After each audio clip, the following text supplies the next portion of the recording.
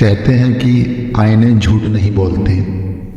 चेहरे पर जो होता है वह दिखा देता है, लेकिन अगर आईना हो और चेहरा हो ही ना, तब क्या हो। मैंने कभी किसी आसमानी ताकत पर यकीन नहीं किया था, कोई मतलब भी नहीं था, क्योंकि कई बार मैंने खुद चलकर तकलीफें उठाकर ऐसी सच्चाई ढूंढने की कोशिश की, लेकिन कभी कुछ हाथ नहीं लगा। मेरा नाम सलब है। एक दफ़ा मैंने ठान लिया था कि आज तो मैं पुरानी हवेली की सच्चाई पता लगाकर ही रहूँगा। पेशे से मैं आर्किटेक्ट हूँ, तो कुछ मिले ना मिले आर्किटेक्चर ही देख लूँगा। मैंने एक बैग में थोड़ा खाने का सामान रखा, थोड़ा पानी, एक टॉर्च और एक नाइफ। वहां पहुंचा तो ना ही कोई भूत मिला, ना ही कोई इंसान, यहां तक कि कोई जानवर भी नहीं था। चलिए ये सब तो मान भी लेता, लेकिन एक बात बेहद अजीब थी। ना चमगादड़ थे, सांप बिच्छू और ना ही परिंदों के घोंसले थे। मुझे बहुत अजीब लगा। अंदर पूरी हवेली का चक्कर मारा तो हर कमरे में एक अजीब सा सन्नाटा था। बाहर हवाएं चल रही थी, बारिश थी, बादल गरज रहे थे, लेकिन अंदर एक भी जानवर नहीं था। क्या गजब की सोच थी उस जमाने की, जब ये सब बनाया गया होगा। मैं तो यही सोच कर खुश हुए जा रहा था कि तस्वीरें वगैरह लेकर अपनी आर्किटेक्चर की पढ़ाई में इस्तेमाल कर पाऊंगा। कैमरा निकालकर तस्वीरें वगैरह खींच ही रहा था, जब मैंने एक बड़ी गजब की चीज देखी। दीवारों पर नक्काशी की हुई थी, बेहद खूबसूरत थी। कमरे ऐसे थे कि बड़ी साफ सुथरे लग रहे थे, और तस्वीर लेते लेते अचानक एक कमरे में पहुंचकर मैंने कैमरा क्लिक ही किया था। लगा जैसे किसी ने सामने से मेरी तस्वीर खींची हो। मैंने टॉर्च निकालकर सामने दिखाई तो आंखें चौंधिया गई। सामने कुछ भी नहीं था, वहां बस एक आईना लगा हुआ था। मेरी तो जैसे हंसी ही छूट गई। पता नहीं क्या क्या सोच के आया था मैं कि क्या नया मिलेगा और क्या नहीं, लेकिन निकला क्या, सिर्फ एक आईना। मैंने टॉर्च की रोशनी मारी तो सामने बेहद खूबसूरत पुराने ज़माने का थोड़ा जंग लगा आईना लगा हुआ था। पूरे खंडहर में कुछ भी नहीं था, सिर्फ एक आईने को छोड़कर। मैंने उसे ध्यान से देखा तो समझ आया कि बहुत ही भारी होगा। फिर भी सोचा कोशिश करने में क्या जाता है। मैंने सारा सामान कंधे पर लादा और पूरी ताकत लगाकर उठाया तो मेरी उम्मीद से एकदम उल्टा, बेहद हल्का निकला। मैंने आईना कंधे पर उठाया और बाहर गाड़ी की ओर जाने लगा। आंखों के कोने से मैं अगल बगल देख रहा था कि कोई देख ना ले। कुछ भी हो, थी तो ये चोरी ही। मैं जैसे ही उस कमरे से बाहर निकला, लगा जैसे वजन थोड़ा बढ़ गया हो। कदम लड़खड़ाने लगे। जैसे जैसे दरवाजे के पास पहुंच रहा था, हर कमरे को पार करता जा रहा था, वैसे वैसे मुझे अपने ऊपर वजन लगातार बढ़ता हुआ महसूस हो रहा था। मैं किसी तरह गाड़ी तक पहुंचा। पीछे डिक्की में जब आईने को रखा, तब कहीं जाकर सुकून मिला। फिर जल्दी जल्दी गाड़ी स्टार्ट की और निकल गया वहां से, और अपने बिल्डिंग तक पहुंचकर गाड़ी पार्किंग में लगाकर डिक्की से आईना निकाला और फिर लिफ्ट में चला गया। आईना अंदर रखकर मैं जैसे ही मुड़ा तो मेरी आंखें खुद पर यकीन नहीं कर रही थी। ड्राइविंग सीट छोड़कर कार के तीनों दरवाजे खुले हुए थे। मेरी आंखों के सामने तीनों दरवाजे एक के बाद एक बंद हो गए और उसके बाद गाड़ी अपने आप लॉक हो गई। पुराने जमाने का एंटीक हाथ लगा था। कुछ खास पुराना तो नहीं था, लेकिन जो भी था काफी अच्छा था।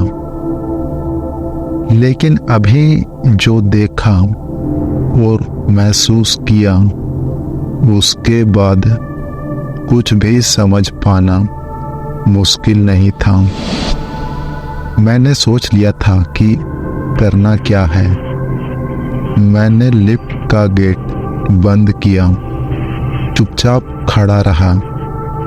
लिफ्ट ऊपर जाने लगे और मुझे समझ में आने लगा कि मैं लिफ्ट में अकेला नहीं हूँ। जैसे मेरे साथ एक दो नहीं कई लोग हैं। दिल ही दिल में जिंदगी में कभी जिस ऊपर वाले का नाम नहीं लिया था, उसका नाम मैं लेता जा रहा था। और जैसे जैसे मेरा फ्लोर आ रहा था, दिल की धड़कनें बढ़ रही थी। लिफ्ट मेरे फ्लोर पर रुकी तो मैंने झट से दरवाज़ा खोला, लिफ्ट से निकला और लिफ्ट से निकल के पलटकर बोला, ये मेरा घर है, मेरा इलाका है, चले जाओ वरना। उसके बाद आईना उठाकर किसी दबंग राजा महाराजा की तरह शान से अपने फ्लैट की ओर चल पड़ा। और गैलरी में मुड़ते ही जो मैंने देखा तो पाया कि मेरे घर का दरवाजा पहले से ही खुला हुआ था। मैं जानता था कि मुझे घबराना चाहिए था, डरना चाहिए था, लेकिन ऐसा हुआ नहीं। मैंने अब और जिद पकड़ ली। घर में घुसने के बाद लिविंग रूम में सामने ही आईने को रख दिया, दरवाजे को बंद कर दिया। दरवाजे को बंद करने के बाद मैं सीधे अपने कमरे में गया और एक बोतल में थोड़ा होली वाटर पड़ा था, उसे हथेली में लेकर पूरे घर में छींटे मारे जा रहा था। और उसके बाद आराम से पलंग पर लेट गया और थकान के मारे नींद भी मुझे बेहद जल्दी आ गई। नींद में ही मुझे समझ में आ रहा था कि कुछ तो गड़बड़ थी, क्योंकि पूरे घर में लगातार चहलकदमी की आवाजें रह रह कर सुनाई दे रही थी। और नींद भी ऐसी आ रही थी कि समझ नहीं आ रहा था सपना देख रहा हूँ या सचमुच यह सब कुछ हो रहा है। रात भर दिक्कत तो बहुत हुई, लेकिन नींद नहीं टूटी। और सवेरे जब नींद टूटी और आंखें खोली तो लगा जैसे आज के बाद कभी चैन से सो नहीं पाऊंगा। चहलकदमी की जो आवाजें सुनाई दे रही थी सचमुच हुई थी, पूरे घर में, लेकिन फर्श पर नहीं, छत पर। पूरे छत की दीवारों पर अलग अलग जोड़ी पैरों के निशान थे। मैं क्या करूं, कुछ समझ नहीं आ रहा था। घर पर फोन करता तो सब परेशान हो जाते। बिल्डिंग में ही एक भैया थे, संदीप, हमेशा सबकी मदद को तैयार रहते थे। सुना था कि ऐसे मामलों में भी मदद करते हैं। मैं सीधा उन्हीं के पास पहुंचा और उन्हें पैरों के निशानों की बात बताई तुरंत मेरे साथ मेरे घर पर आया। घर में घुसते के साथ ही उन्होंने मुंह बंद कर लिया। घर में गंदी बदबू भरी हुई थी और चलते हुए चारों ओर नजर दौड़ाते हुए अंदर जाने लगे तो दीवार पर लगे आईने के पास पहुंचते ही पलटकर मुझसे कहा, तुम्हारी मदद कोई नहीं कर सकता। तुम जानते नहीं कि तुमने क्या किया है। तुमने बहुत बड़ी गलती कर दी।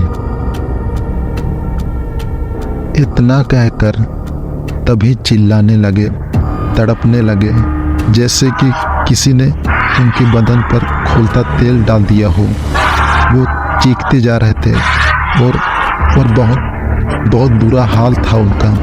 और चीखे भी ऐसी थी जैसे अकेले नहीं थे, उनके साथ मिलकर और भी लोग चीख रहे हैं। मैं किसी तरह उन्हें संभालने उनके पास पहुंचा, पकड़ने की कोशिश की तो उनका चीखना अचानक रुक गया। पूरे घर में जहां अभी तक इतना भयानक शोर हो रहा था, वहां बिल्कुल सन्नाटा पसरा हुआ था। वो किसी भूत की तरह खड़े खड़े उस आईने को खुद को देख रहे थे। मैं उनके पास धीमे धीमे गया और कंधे पर हाथ रखा। संदीप भैया, आप ठीक तो है ना? संदीप पलटे, मुझे बड़ी अजीब तरीके से देख रहे थे और फिर पता नहीं क्या हुआ, अचानक बदहवास से पूरे घर में दौड़ने लगे और इधर उधर, कभी दीवार से, कभी फ्रिज तो कभी अलमारी से जाकर टकरा जाते। इससे पहले कि मैं अपनी जगह से हिल भी पाता, संदीप पूरी तरह से लहूलुहान हो चुके थे। उनका इस दुनिया में कोई भी नहीं था। मैं तो वैसे ही घबराया हुआ था और अब मुझे बहुत ज़्यादा डर भी लग रहा था। पता नहीं क्या करूं, क्या होगा। और मेरे डरने और सोचते रहने के बीच में पता नहीं क्या हुआ, वो खिड़की से जाकर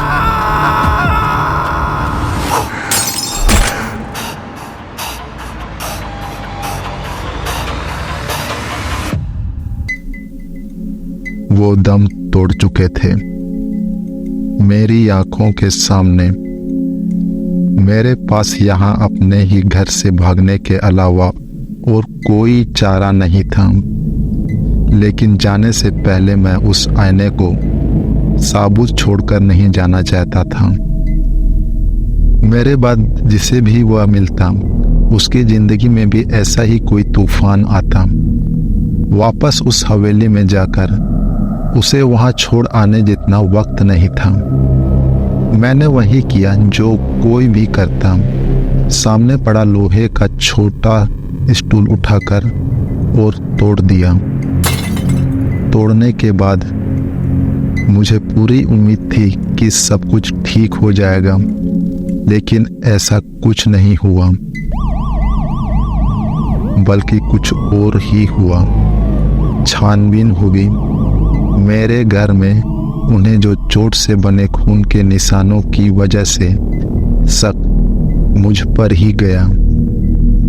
मेरी बेगुनाही का कोई सबूत ना होने की वजह से मुझे सजा तो हुई, लेकिन मेरे बयान की वजह से मुझे कुछ महीने ऑब्जर्वेशन के लिए भेजा गया। जब भी आईना देखता हूँ, मुझे चेहरा नहीं बल्कि कुछ और ही नजर आता है। आज मैं पागल खाने में हूँ।